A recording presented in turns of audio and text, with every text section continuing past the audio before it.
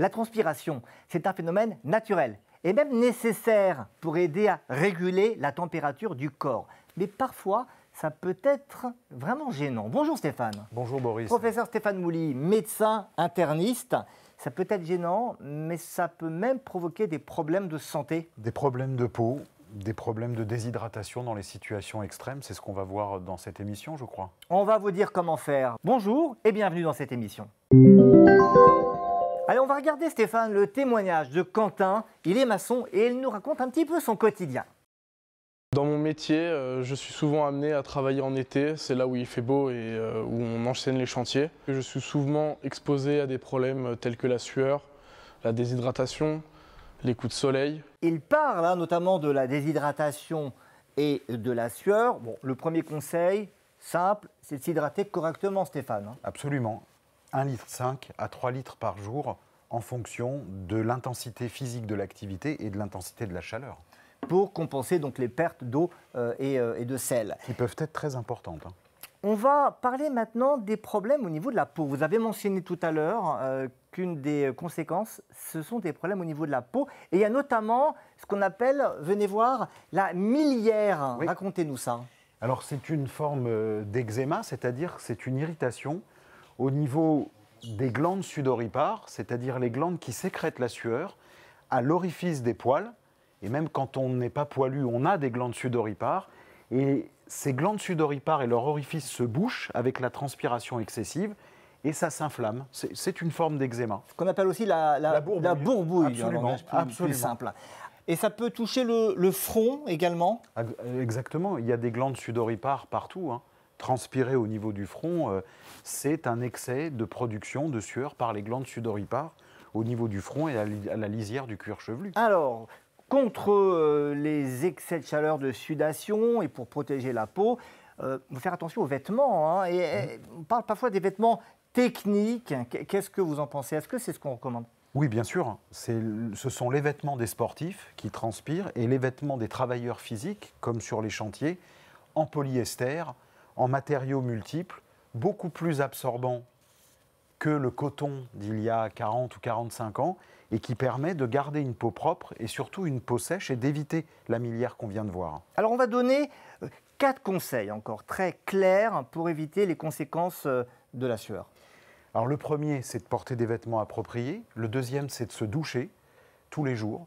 Le troisième, c'est d'avoir des serviettes antitranspirantes ou des lingettes absorbantes et se changer régulièrement.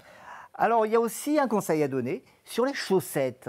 Les chaussettes, et paraît-il que les chaussettes sans couture jouent un rôle important. Ça peut aider contre la transpiration. Oui, alors elles sont moins irritantes sans couture.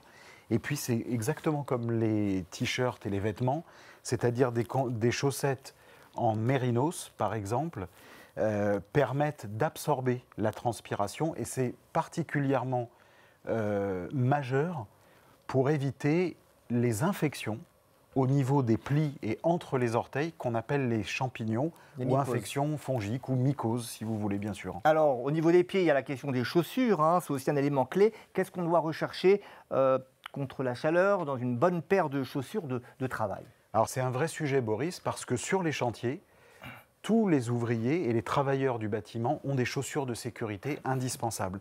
La plupart ne sont pas aérées. Donc, il faut que les doublures permettent d'absorber la transpiration au niveau des pieds. Les doublures, les semelles antitranspirantes.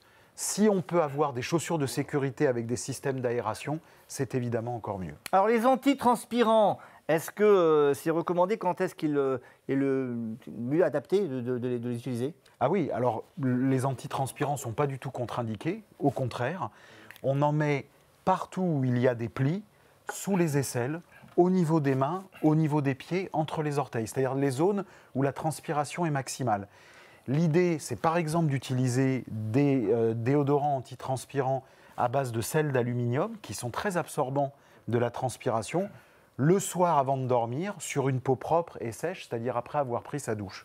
Alors, sel d'aluminium, ça peut faire peur. On a entendu beaucoup de choses là-dessus, que ça pouvait favoriser des cancers, notamment des cancers du sein, éventuellement d'autres types de cancers. Je voudrais vous rassurer avec ce rapport qui est très clair, qui vient de l'Institut national du cancer, qui conclut que les déodorants ne présentent pas de danger pour la santé dans les concentrations actuellement sur le marché et même pour une utilisation quotidienne. On a parlé tout à l'heure de la déshydratation et l'hydratation, mais il y a quelque chose qu'on oublie souvent, c'est que contre la déshydratation, il faut se rafraîchir au mieux et il y a un moyen simple et très efficace de se rafraîchir.